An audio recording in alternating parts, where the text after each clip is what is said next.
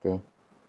Jadi alhamdulillah bersyukur kita hadrat Allah SWT kerana dengan taufik dan hidayah daripada Allah Taala dapat kita sama-sama bertemu pada pagi ini. Alhamdulillah. Allah Taala masih lagi mengurniakan kepada kita umur, kita dapat lagi bernafas pada hari ini. Kita bangun pagi, kita baca doa kan. Alhamdulillahilladzi ahyana ba'dama amatana wa ilaihin nusyur. Ingat doa tu kan? Basyirah ingat doa tu? Siapa yang ingat, cuba angkat tangan. Guna tu, buta tangan tu. Awak tahu kan fungsi kan? Buta tangan tu. Tekan buta tu. Ustaz boleh tengok. Okey. Jadi segala puji bagi Allah yang menghidupkan kita. Ba'dama amatana, setelah kita semua ni mati dah semalam. Kita semua ni mati dah semalam. Kau ada orang tak tidur semalam? Tidur belakang, tak rasa. Kita manusia ni berhajat kepada tidur. Lainlah kalau malaikat. Malaikat dia tak tidur, tak makan, tak minum. Duk jaga kita ni. Jadi kita manusia ni serba kekurangan. Terpaksa tidur, terpaksa makan, terpaksa minum. Itulah kita manusia. Sebab itulah kita ni bergantung kepada Allah Ta'ala, berhajat kepada Allah Ta'ala. Allah Ta'ala yang maha berkuasa. Jadi untuk pagi ni kita sambung bacaan kita dah. Muka surat 44, pelajaran yang keempat. Kita akan belajar bahagian hadis. Bahagian ataupun dalam bidan hadis, iaitu tajuknya hindari rasuah. Ini satu bidang yang barulah. Kalau sebelum ni tak ada bagi hadis. Kalau KBSR tu tak ada. Dalam sukatan yang baru untuk KSSR, dia masuk. Dia masuk bahagian hadis. Walaupun setiap tahun tu ada satu hadis sahaja. Biar kita ni sebab hadis ni merupakan antara rujukan utama kita umat Islam. Rujukan kita ni dalam agama ni, rujukan utama ada dua. Pertama ke apa dia? Khairi ke apa dia? Rujukan pertama umat Islam. Kita nak rujuk ke apa? Al-Quran. Anda betul-betul. Betul. Al-Quran. Tu rujukan kita utama. Rujukan utama ialah Al-Quran. Dan yang kedua ialah Al-Hadis. Jadi hadis-hadis ni apa dia? Siapa boleh jawab? Rafif. Kita suruh ketua murid. Apa dia hadis-hadis ni? Awak tahu? Tak. Tak tahu? Hadis. Rujukan pertama Quran, rujukan kedua hadis. Hadis tu apa dia? Kita tahulah. Setakat pengetahuan kita. Kata-kata Nabi. Okey. Kata-kata betul dah, kata-kata Nabi. Kita tambah belakang tu Nabi dah. Cuma yang paling tepat ialah hadis ni ialah kata-kata Nabi, perbuatan Nabi. Bukan setakat kata-kata dah. Perbuatan Nabi pun semua tu ada dalam dikira sebagai hadis. Sebab itulah dalam kitab hadis, kalau kita belajar hadis lah. Belajar kitab hadis, ada Sahih Bukhari, ada Sahih Muslim, ada Sunan Sittah, ada Sunan Tis'ah. Tu awak akan belajar pada peringkat yang lebih tinggi lah. Kemudian ada hadis Sahih banyak. Tu awak belajar, insya-Allah awak akan belajar pada peringkat yang lebih tinggi lagi. Jadi sebagai pendahuluan untuk peringkat rendah ni, kita belajar hadis. Biar kita tahu apabila sebut hadis, tu adalah perkataan Nabi yang disandarkan kepada Nabi. Segala perkara yang disandarkan kepada Nabi dari sudut kata-kata, perbuatan Nabi ataupun takrir Nabi, juga disebut sebagai hadis. Contohnya hadis tentang hukum memakan dog. Awak tahu dog? Dog ni sejenis binatang di padang pasir lah. Dok ni kalau kita tengok paling kurang lebih kurang bewok lah. Cuma dia hidup di padang pasir, kemudian dia tak makan kok sedok ni. Dia makan tumbuh-tumbuhan je. Jadi orang Arab dia makan dok. Jadi ada sahabat Nabi ni, tak tahulah dia buat gana, dia bakar ke, dia gula ke. Dia ajak Nabi makan. Nabi makan ke tak? Nabi tak makan. Walaupun Nabi tak makan. Nabi tak makan lah. Walaupun Nabi tak makan, tapi Nabi tidak menghalang ataupun melarang sahabat makan dok. Jadi perbuatan Nabi tidak menghalang tu dikira sebagai takrir. Dikira hadis juga ni. Hadis dalam bentuk takrir. Nabi tak larang. Boleh dah. Jadi secara mudahnya hadis ni perkataan Nabi segala yang disandarkan kepada Rasulullah sallallahu alaihi wasallam. Dan kita tengok hadis yang akan kita belajar hari ni.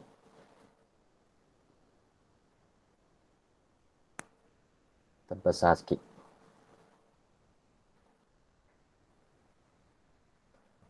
Pelajaran yang keempat, hindari rasuah. Hindari rasuah. Ini contoh keratan akhbar lah. Hakimi tidak gelap mata. Maksudnya ada orang yang cuba merasuah dia, tapi dia ni tidak gelap mata. Penjawat awam kian sedar risiko rasuah. Rasuah ni satu perbuatan yang menyalahi undang-undang dah. Boleh dipenjarakan. Okey. Apakah yang kamu faham tentang rasuah? Faham kau tak tentang rasuah ni? Rasuah ni perbuatan baik ke perbuatan yang tidak baik? Perbuatan yang tidak baik. Perbuatan yang tidak baik lah. Okey, kita tengok lafaz hadis. Ini lafaz hadis pendek saja. Ia pilih hadis yang pendek saja dah. Ani bi Abdullah bin Amr qala la'ana Rasulullah sallallahu alaihi wasallam ar-rashi wal murtashi.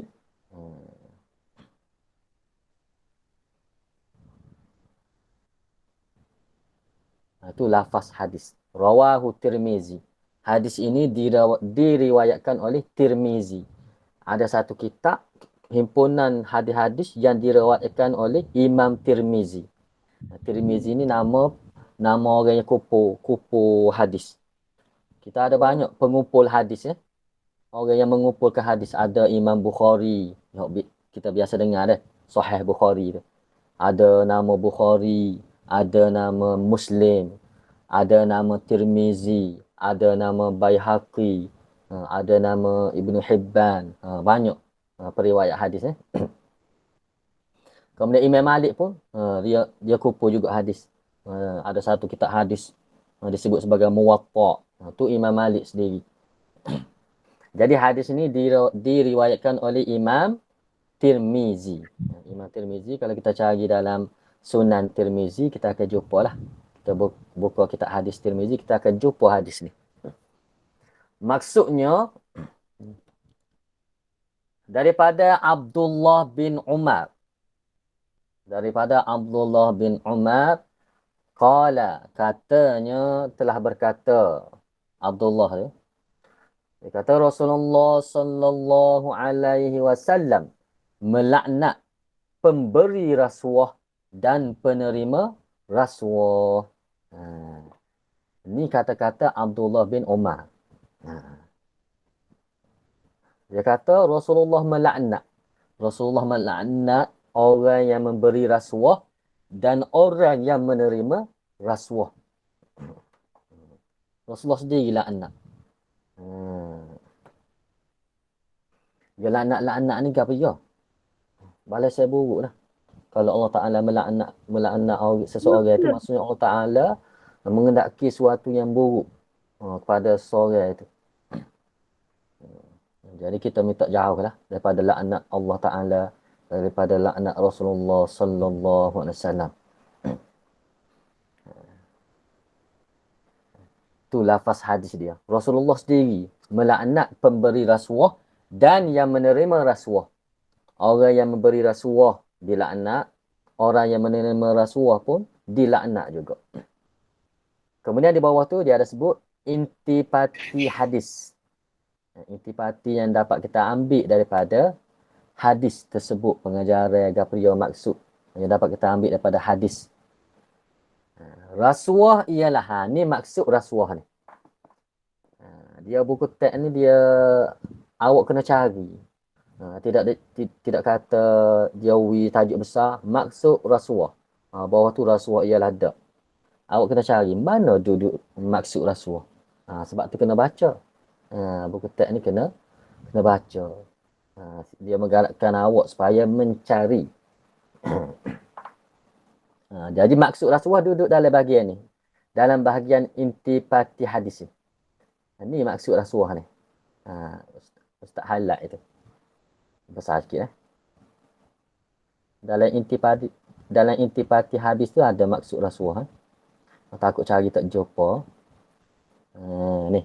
Itu maksud rasuah. Jadi kalau ada soalan tanya maksud rasuah, inilah maksud dia. Jadi dia kata, rasuah ialah suatu pemberian. Rasuah ni pemberian yang diberikan kepada seseorang untuk membenarkan sesuatu yang salah. Dia bagi sesuatu tu untuk membenarkan sesuatu yang salah atau membatalkan sesuatu yang benar. Dia bagi rasuah. Untuk membenarkan sesuatu yang salah atau membatalkan sesuatu yang benar. Jadi bendanya tidak baiklah rasuah ni. Nampak tu? Suatu perkara yang tidak baik, sebab itulah dilaknat oleh Rasulullah Sallallahu Alaihi Wasallam. Besar, di antara dosa besar lah ni.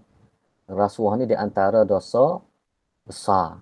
Noyaknya besarnya dosa rasuah ni, dia boleh meruntuhkan sebuah kerajaan. Kita tengok kerajaan Melaka, kerajaan Melayu Islam Melaka jatuh. Sebab apa? Kih rasuah. Apabila dia merasuah orang yang jaga pintu kota tu. Dia bagi rasuah sehingga dia buka pintu kota sehingga penjajah Portugis dapat menyerang kota Melaka. Boleh jatuh kerajaan. Kis rasuah. Rakyat besarnya rasuah ni. Contohnya seorang itu tidak layak mendapat suatu pekerjaan. Dia ni tak layak, tak ada kelulusan. Tiba-tiba dia bagi rasuah orang yang ambil kerja. Akhir sekali dia boleh. Orang yang layak tak boleh. Nampak tu? Akhir sekali apabila dia buat kerja dalam keadaan tak ada ilmu. Jadi bahayalah. Bagi kesan kepada negara, boleh memberi kesan kepada sesuatu organisasi. Dia tu tak boleh buat kerja mana, tapi kih dia bagi rasuah, boleh ke dia kerja tersebut. Tu nak ayat beratnya rasuah ni. Boleh menghancurkan negara dah. Boleh menghancurkan negara, boleh menghancurkan sesuatu organisasi. Contohnya, okey ni contoh. Dia bagi contoh dah ni. Ustaz ayat dah contoh. Ada contoh bawah tu. Seorang pekerja telah menghulurkan sejumlah wang kepada majikannya. Majikannya tuai dia lah, bos lah. Supaya beliau dinaikkan pangkat dengan segera. Dia nak naik pangkat dengan segera, dia bagi pitih. Bagi pitih kuk bawah meja. Tahu deh istilah bagi pitih kuk bawah meja. Kih apa? Kih nak naik pangkat. Padahal dia ni tak layak. Prestasi kerja tak tinggi, kerja malah buat. Tiba-tiba nak minta naik pangkat, akhir sekali dia rasuah bos dia. Ni contoh rasuah lah ni. Contoh rasuah. Dia tak layak. Tapi dengan sebab dia rasuah, maka bos dia pun, dah boleh duit ni. Dia pun naiklah pangkat pekerja tadi. Tu nampak tu. Dia tak layak padahalnya. Ha. Jadi besarlah. Dengan sebab boh dia pilih dia menyebabkan orang yang layak tak dapat naik pangkat tu kesal dia. Memberi kesal kepada orang lain. Hmm. Okey, rasuah merupakan perbuatan yang boleh mengakibatkan dosa dan mesti kita jauhi kerana Allah dan Rasulullah sallallahu alaihi wasallam melaknat pemberi dan penerima rasuah. Orang yang memberi rasuah pun dilaknat dan orang yang menerima rasuah pun dilaknat oleh Allah Taala dan oleh Rasulullah sallallahu alaihi wasallam. Tu. Kemudian di bawah tu bahagian nilai dia kata jauhi rasuah. Jadi kita kena menjauhi amalan memberi ataupun menerima rasuah. Seterusnya, sebab berlakunya rasuah. Apakah sebab dia? Awak boleh baca ni. Tapi tak apalah, Ustaz tolong baca. Kau Rafi boleh baca, Rafi? Sebab berlakunya rasuah. Boleh. Pertama apa dia? Iman yang lemah. Iman yang lemah. Apa maksud iman yang lemah tu? Bawah Tidak tu. takut dengan azab Allah. Dia tidak takut dengan azab Allah. Orang sebut neraka, buat dak. Tak takut. Tak berasa takut. Orang sebut api neraka, buat dak. Tu panggil iman lemah. Yang kedua apa tu? Mendahulukan Kehendak diri daripada keredaan Allah. Dia mendahulukan kehendak diri dia. Dia tak cara dah, dosa pahala tak caranya. Asalkan boleh hak dia kehendak. Tu yang sebab pertama email yang ada kaitan dengan iman ni. Ya dosa-dosa yang berlaku ni ada kaitan dengan iman. Kalau iman seseorang itu lemah, maka dia akan terjebak dalam melakukan dosa. Tak kira dosa kecil ke, dosa besar ke. Sebab mula-mula sekali email, keimanan dia yang lemah. Okey, nombor 2 siapa yang ada? Siapa yang nak baca? Syareza. Okey baca. Kelemahan diri. Kelemahan Diri. Kelemahan diri. Kelemahan ada sudut mana tu? Gagal mengawal kehendak diri. Pertama sekali dia lemah. Lemah dia kawal kehendak diri dia. Kita ni ada kehendak kan? Ada kehendak. Ada kehendak yang baik, ada kehendak yang tidak baik. Dia gagal mengawal kehendak yang tidak baik tu. Kemudian seterusnya tiada ilmu dan kesedaran tentang dosa dan bahaya rasuah. Tak ada ilmu. Dia tak tahu pun rasuah ni dosa besar. Dia tahu dosa tapi ingat-ingat kau dosa kecil je. Dia ingat dosa kecil. Maka dia buat dosa. Sedangkan rasuah ni di antara 70 dosa besar. Dosa besar ni ada 70 dosa besar. Antara dosa yang besar ni ialah rasuah. Begitu juga bahaya rasuah ni. Boleh menjatuhkan negara, boleh menjatuhkan sesuatu organisasi, menyebabkan berlaku tidak puas hati. Orang yang sepatut boleh tiba-tiba tak boleh. Kih rasuah. Kemudian yang ketiga. Siapa yang nak baca tu?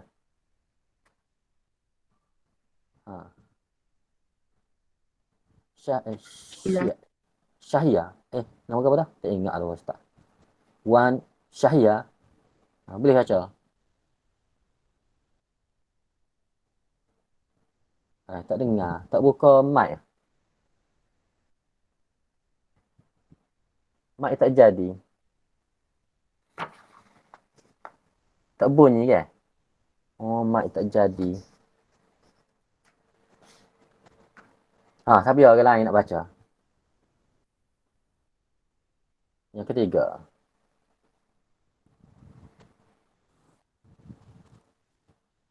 Ada?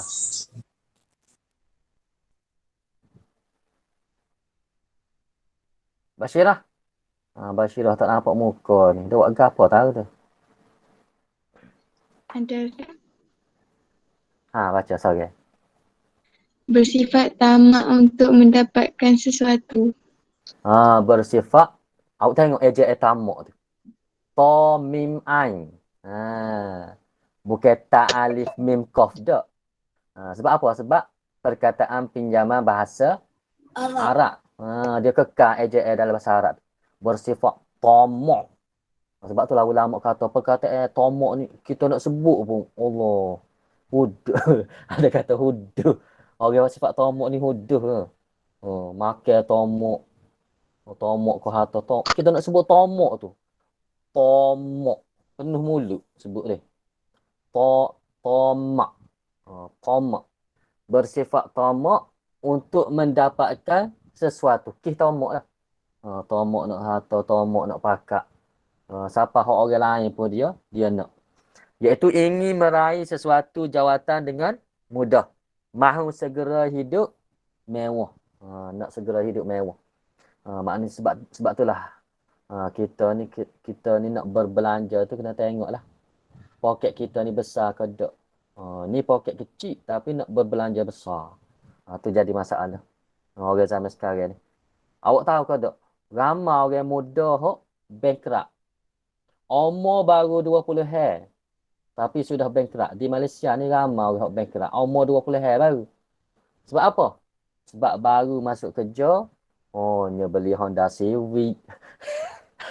Nampak tu? Honda Civic. Kalau motor Y25 tu. Gaji baru 1,000 lebih. Terima. Akhir sekali ya. Tu rasuah ke tu. Rasuah ke ni. Nampak tu? Cari harta hak haram. Tu kes tomok lah. Jadi kita nak berbelanja ni biar tengok poket kita setara mana dah. Kalau poket kecil, berbelanja kecil lah. Pakai kereta putus harga dulu. Nanti gaji naik tinggi kan. Nak tukar dah lah. Tu sebab sifat tomok ni. Sifat tomok untuk mendapatkan sesuatu. Uduh sifat tomok ni. Sungguh. Kita nak sebut tomok tu uduh dah sebut. Ni ulama royak dah. Bukan ustaz royak ni. Perkataan tomok tu. Ulama kata nak sebut pun. Tomok. Penuh mulut. Tomok. Kemudian itu sebab dia deh. Ada berapa tu? Sebab berlakunya rasuah. Iman, lemah diri, sifat tomok. Kemudian seterusnya, ada 3 saja sebab. Kesan rasuah dan kebaikan menjauhinya. Rasuah ni dia akan bagi kepada kita kesan baik ke kesan buruk? Kesan buruk. Tak ada kesan baik rasuah ni. Benda tak molek. Apabila benda tu tak molek, apabila kita buat, maka kesannya buruk lah. Maka hak moleknya kita menjauhi dah. Ni kesan dia ni. Ada berapa? 1, 2, 3, 4, 5, 6. Tak baca cepat sikit. Awak boleh baca belakang. Net Amber ni boleh baca belakang dah ni. Okey, banyak kesannya dah. Antaranya, kesan dia ni banyak. Antaranya menjatuhkan maruah diri. Maruah diri kita akan jatuh. Terutama sekali kalau orang tahu. Orang tahu kau kena igak. Maruah diri jatuh weh. Orang kata anak siapa tu kena igak. Kih apa? Kih rasuah. Masuk dalam surat khabar. Zaman lah ni zaman viral. Famous Lah ni zaman viral. Sekali kita buat salah, masuk surat khabar, seluruh dunia boleh tahu. Allah, anak emak. Anak emak. Kena igak. Kih apa? Kih rasuah. Malu korang. Malu Kalau masuk surat khabar sebab net dapat sebelah A, tu tak apa. Ada budak-budak Islam boleh sebelah A+. Boleh sebelah A+ kan? Percaya ke tak? Awak cari dalam surat khabar dah. Nama Engku Muhammad Afiq. Budak Islam ada. Sebelah A boleh. Tu masuk surat khabar kerana boleh sebelah A, tak apalah. Boleh nak usaha dia. Cikgu pun suka, ibu bapa pun suka. Ni kalau masuk surat khabar, kena igak. Kih rasuah. Allah, ibu bapa pun malu. Cikgu pun tak ngaku nak murid dia. Bukan nak murid aku ni. Tak lah ngaku juga. Cuma kata, dia tersalah langkah nak buat gana dia. Gitulah. Sebab itulah kita jangan tersalah langkah lah. Kena usaha. Sebab itulah Rasulullah kata ya. Seorang mukmin ni tidak patut bagi seorang mukmin dia jatuh lubang yang sama untuk kali yang kedua. Kalau kita buat satu kesalahan, jangan kita ulang kesalahan yang sama lah. Orang yang beriman, orang yang benar-benar beriman, dia tidak akan buat kesalahan yang sama. Jatuh lubang yang sama dok. Tu orang yang beriman. Itulah sifat yang sepatutnya ada pada diri kita dah. Jangan kita buat kesalahan yang sama berulang kali. Jadi malulah. Boleh jatuh maruah diri dah. Sekali kita jatuh maruah tu orang akan ingat sampai bila-bila dah tu. Sekali lah kita buat kesalahan, orang akan ingat sampai bila-bila. Sebab tu lah kadang-kadang orang tu 1000 kebaikan yang dia buat. Tiba-tiba dia buat salah so. Jadi orang ramai orang nampak tu. Orang nampak mana? Kebaikan dia ke kesalahan dia? Kesalahan. Tu jadi masalah dah. Lahir. Hak kebaikan dia tu tak nampak dah, hak dia nampak salah. Macam kertas putih lah. Macam kertas putih awak buat bulat tengah sikit lah. Hak kita nampak ke apa? Nampak bulat hitam tu lah. Padahal banyak lagi hak putih tu kita tak perasan dah, tak nampak dah. Hak kita nampak bulat hitam tu. Nampak dah. Jadi kita jangan buat benda yang tidak baik ni lah. Okey, menimbulkan permusuhan, boleh berlaku permusuhan, tidak puas hati. Sifat amanah dan tanggungjawab akan terabai. Kestabilan sesuatu organisasi akan tergugat. Bukan setakat organisasi, bahkan negara boleh tergugat kalau kira rasuah ni. Mendapat kemurkaan dan laknat Allah. Ni hak paling kita takut ni. Laknat daripada Allah Ta'ala. Allah Ta'ala melaknat, mengutuk orang yang melakukan rasuah. Laknat Allah ni balasannya ke? Neraka lah. Laknat Allah ni. Tu hak paling kita takut dah. Hidup tidak diberkati Allah. Hidup dalam keadaan mewah tapi hasil daripada rasuah. Hidup tidak diberkati. Kadang-kadang Allah Ta'ala ni dia tak balas lalu. Allah Ta'ala ni kadang-kadang dia tak balas lalu. Ada manusia buat kejahatan, Allah Ta'ala balas lalu. Ada manusia buat kejahatan, Allah Ta'ala tak balas lalu. Ada juga. Itu ikut kehendak Allah lah. Masya Allah, sungguh dahsyat kesan rasuah pada diri masyarakat dan negara. Itu kesan rasuah.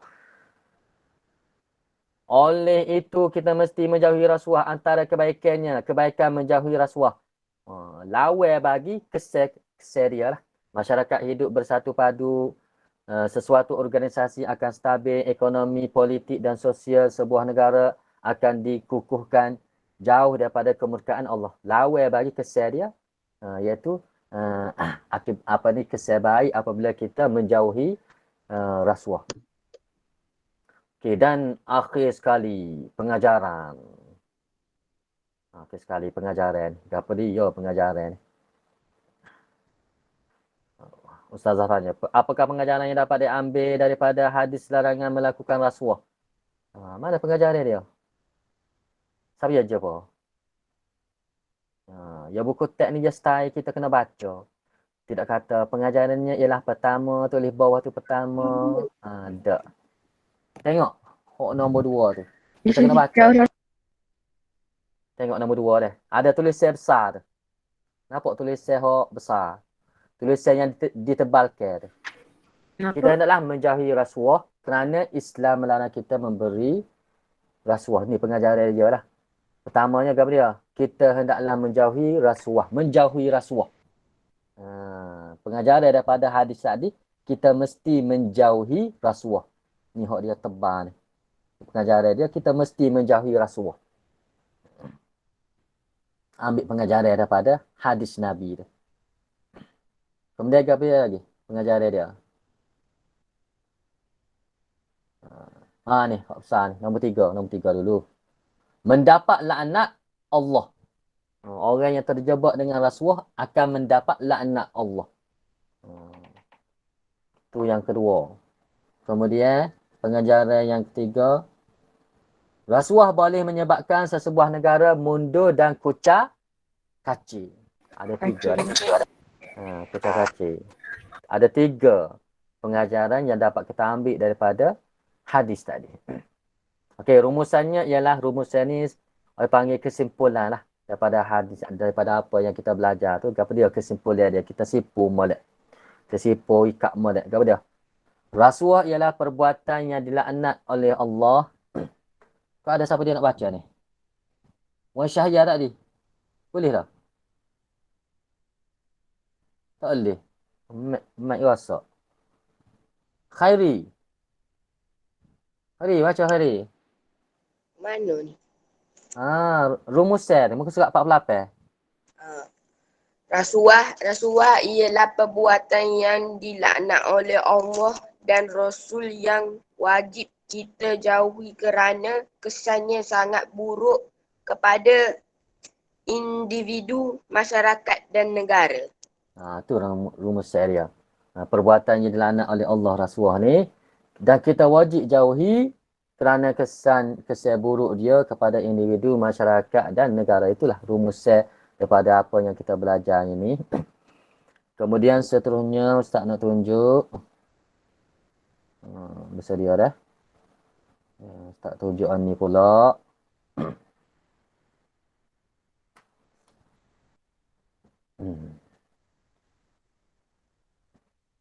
Ada ustazah buat modul ni. Ustaz akan bagi kepada awak. Ustaz nak tunjuk sini dah. Modul. Okey ni.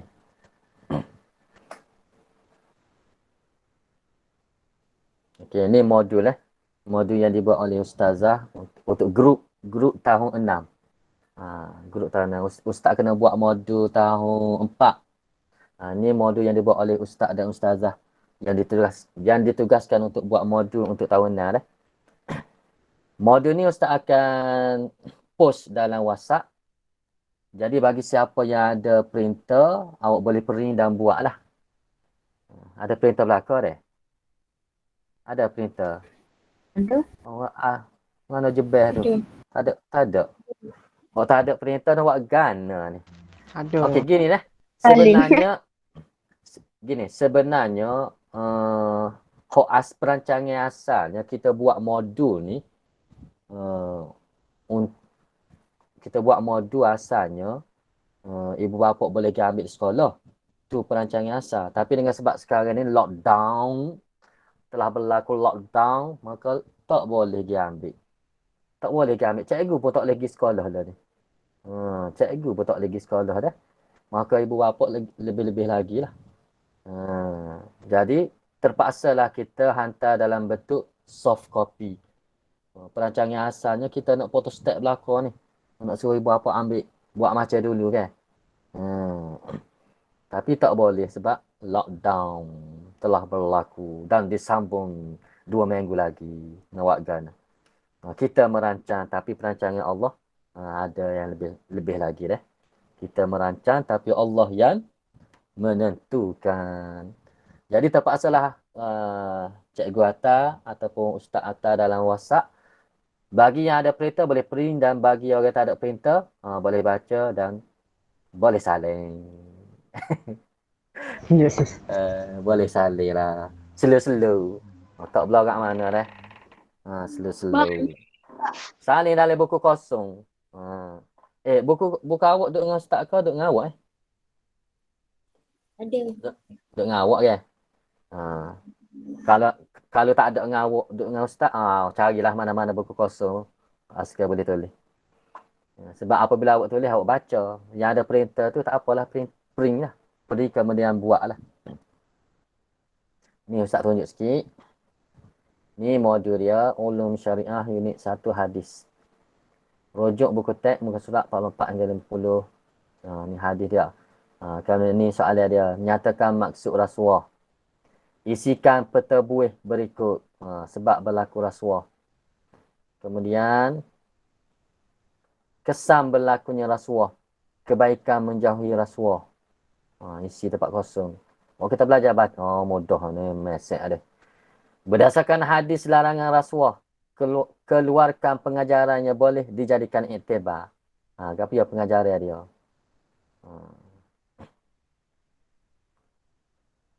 Pengajaran apa ni? Kita baca tadi. Pengajaran Ustaz baca tadi 3 rasanya. Dia nak 4. Carilah. So lagi. Ada tu selit mana-mana tu. Boleh? Itu aja, mudah aja. Modul dia.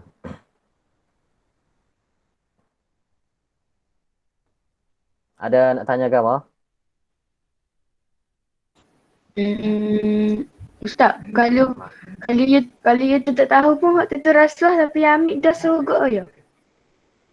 Apa dia? Tak tahu ke apa? Kalau you tak tahu pun hak tu rasuah dah tapi ambil juga Dah so. dah so. Dia tahu rasuah. Tiba-tiba ambil Tak. juga. Mungkin kalau you Ah. tak tahu, kalau you tak tahu. Sebab itulah kita kena tahu orang wi kepada kita benda tu sebab apa dia wi kita. Adakah kerana sebab nak jawatan hok contohnya dia nak benda hok sepatutnya dia tak layak. Jadi dia wi kepada kita benda tu supaya kita wi ke dia benda tu. Itu masuk rasuah. Contohnya kita pergi sekatan jalan raya kan. Pergi kena sekat ke boleh. Sudah. Aku tak pakai topi keledar. Kena samai 300. Topi keledar ni kena samai 300. Kita buat tubik lah piti. 50 ya. Ginilah be, ambil 50 ya be. Tak payah samai be, ambil 50 ya. Tu rasuah tu. Boleh kali ambil, kira rasuah lah tu. Apabila dia ambil, dia pun tak jadi samai. Sepatutnya kita kena samai. Tu contoh rasuah lah. Tengok pemberian tu. Kerana apa? Kalau awak nak wi hadiah ke ustaz.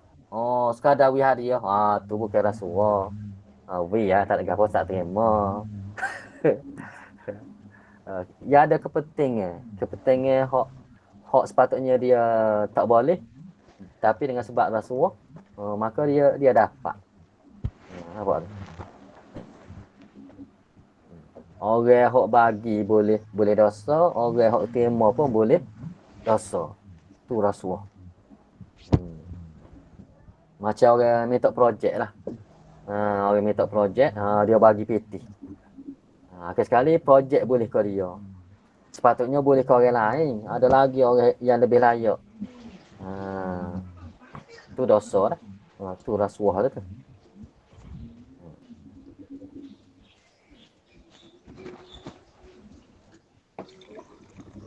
Ataupun awak bagi hadiah ke ustaz. Kih ke apa? Kih nak markah ustaz. Saya wi hadiah ni, ustaz kena wi markah 95. Tu rasuah tu. Padahal awak sepatutnya boleh 80 je. Awak pun wi hadiah nak supaya ustaz wi 95 markah. Kalau ustaz terima maka pakai ustaz boleh dosa. Tu rasuah juga tu. Sepatutnya 80. Okey kita wi rasuah, nak makan lebih. Tu rasuah lah. Kalau kita boleh 95, kita layak boleh 95, ustaz pun wi 95, tiba-tiba awak nak wi hadiah sebagai menghargai, tu tak ada masalah, bukan rasuah. Sebab awak memang layak dapat 95 markah tu. Nampak tu?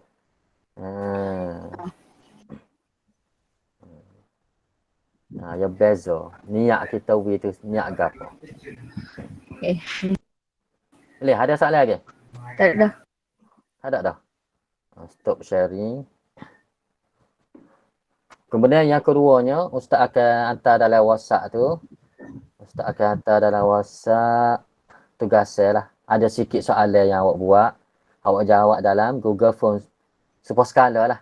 Sebuah skala ada sedikit soalan lebih kurang dalam 10 soalan. Ustaz akan hantar. Maka awak jawab macam biasalah. Cuma dalam geruk tu semua masuk ke ada lagi tak masuk? Ada tak masuk? Kalau ada tak masuk, rajak-rajak lah. Pesan dah. Ada soalan lagi? Ke sebelah suku kita berhenti. Bagi masa 15 minit. Pada awak nak buat tugasnya. Ustaz. Yang modul tu kena tampal dalam buku tulis je. Boleh juga nak tampal dalam buku tulis. Tampal siap tu tampal dalam buku tulis. Okey. Nguak. Siapa yang nguak tu?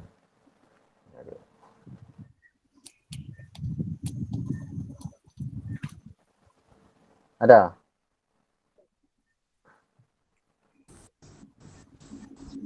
Ada?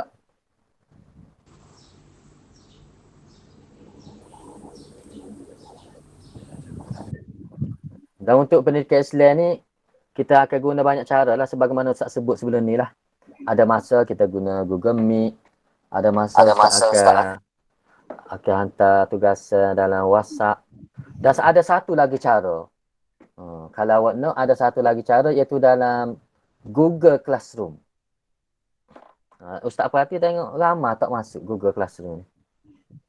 Kalau siapa dia ada kemudahan, masuklah dah dalam Google Classroom. Nanti Ustaz atar kod kelas. Sebelum ni sudah dah rasa guru kelas dah sebelum ni. Tak apalah Ustaz akan atar kod kelas untuk awak masuk dalam Google Classroom dah. Bagi orang yang ada kemudahan lah. Ustaz, Ya. hak modul tu hak tajuk hanya ke? Modul yang kita bagi tu tajuk hari ni. Memang tajuk hari ni ya. Tajuk hadis. Hadis ini hindari rasuah. Kita tak bagi semua dulu. Ya dalam modul ni dia ada 3. Ustaz ambil salah satu tu daripada 3 tu untuk bagi hadis. Okey. Bahagian lain tu Ustaz akan bagi semula pula. Tengok tajuk yang kita belajar lah. Okey, tak ada soalan. Beres? Semua faham lah? Alhamdulillah. Ya. Alhamdulillah lah. Cuma semaya tu jangan tinggal lah. Semaya jangan tinggal. Kemudian doa selepas semaya ni. Ustaz nak turun ni. Ni orang panggil perisai harian. Tahu perisai? Perisai ni pendinding harian kita. Ni hak Nabi ajar dah. Hak Nabi ajar. Apa dia pendinding harian? Kita nak dinding diri kita ni daripada terkena perkara-perkara yang tidak baik. Iaitu amalan selepas solat subuh dan selepas solat maghrib. Selepas solat subuh, apabila awak selesai solat subuh tu, dalam keadaan tahiyat akhir kan? Dalam keadaan tahiyat akhir, awak jangan berubah lagi. Jangan berubah lagi kedudukan. Awak baca apa dia? La ilaha illallah wahdahu la syarikalah. Lahul mulku wa lahul hamdu yuhyi wa yumit. Wa huwa ala kulli syai'in qadir. Sebanyak 10 kali. Selepas sembahyang subuh, bacalah zikir tu. Sebelum awak ubah kedudukan awak. Baca dalam keadaan duduk tahiyat akhir, baca 10 kali. Itu sebagai pendinding untuk hari itu. InsyaAllah. Allah Ta'ala akan jauhkan kita daripada perkara-perkara yang buruk. InsyaAllah lah. Kita minta kepada Allah. Dan untuk pendinding sebelah malam pula, kita baca selepas solat maghrib. Dalam keadaan tahiyat akhir sebelum kita ubah kedudukan. Bacalah tadi. La ilaha illallah wahdahu la syarikalah. Lahul mulku wa lahul hamdu yuhyi wa yumit wa huwa ala kulli syai'in qadir. 10 kali. Sebagai pendinding untuk sebelah malam. Zaman ni kita kena ada pendinding pendinding rohani dan jasmani. Di samping kita usaha, kena ada doa sebagai pendinding Lepas tu doa hari dia apa dia? Doa keselamatan. Ingat ke? Bismillahirrahmanirrahim, ingat? Ingat. Tu bismillahirrahmanirrahim tu baca. 3 kali pagi, 3 kali petang. Tu pendinding juga tu. Bismillahirrahmanirrahim la yadurru ma'asmihi syai'un fil ardi wala fis sama' wa huwas samiul alim. 3 kali pagi, 3 kali petang. Kemudian baca ayat kursi. Ayat kursi selepas daripada solat 5 waktu. Ayat kursi. Tu pendinding juga tu. Begitu juga semasa nak tidur, baca ayat kursi dan 3 kul. Jangan pakai tidur. Itu semua adalah pendinding. Pendidik kalau ada orang yang berniat jahat, orang yang nak atas ke apa dia, sihir ke, atas jin ke, ha, tahu jin. Ha. Maka dia tak boleh nak ganggu kita, nak masuk dalam tubuh kita. Apabila kita baca ayat-ayat Allah Ta'ala. Ya jin ni, orang panggil makhluk halus, dia boleh masuk dalam tubuh manusia deh. Ingat molek. Dia boleh masuk dalam tubuh manusia, mengalir dalam saluran-saluran darah manusia. Sebab itulah kita kena ada pendinding. Boleh? Tu amalan. Ustaz bagi tu. Bukan Ustaz bagilah. Rasulullah sendiri baginya. Ustaz tolong menyampaikan. Ada dalam hadis. Hadis sahih. Okay, itulah untuk pelajaran hari ini. Jadi Ustaz harap kita dapat ambil pengajaran daripada apa yang kita belajar. Mudah-mudahan Allah Ta'ala memberkati kita. Dan insya-Allah lah esok ada semasa. Biasanya lagi kami ni Ustaz akan buat Quran. Ustaz akan buat bahagian Quran. Ada semasa setengah jam tu. Bagi Quran lah. Kita tengoklah kalau boleh Google Meet, kita Google Meet. Tapi kalau Google Meet dalam macam tasmik biasa, berapa orang boleh setengah jam? Sikit deh. Tengoklah, tengok kalau Ustaz nak bagi khatam Quran pun boleh. Esok setengah jam dah. Itulah. Seterusnya apa yang baik daripada Allah Ta'ala, apa yang kurang itu daripada kelemahan diri Ustaz. Ustaz tutup pertemuan kita dengan surah Wal Asri dan tasbih kifarah. Bismillahirrahmanirrahim. Wal Asri innal insana lafi khusr. Innal ladzina amanu wa 'amilus shalihat wa tawasaw bil haqqi wa tawasaw bil Okay, assalamualaikum warahmatullahi wabarakatuh. Waalaikumsalam warahmatullahi wabarakatuh. Waalaikumsalam warahmatullahi wabarakatuh.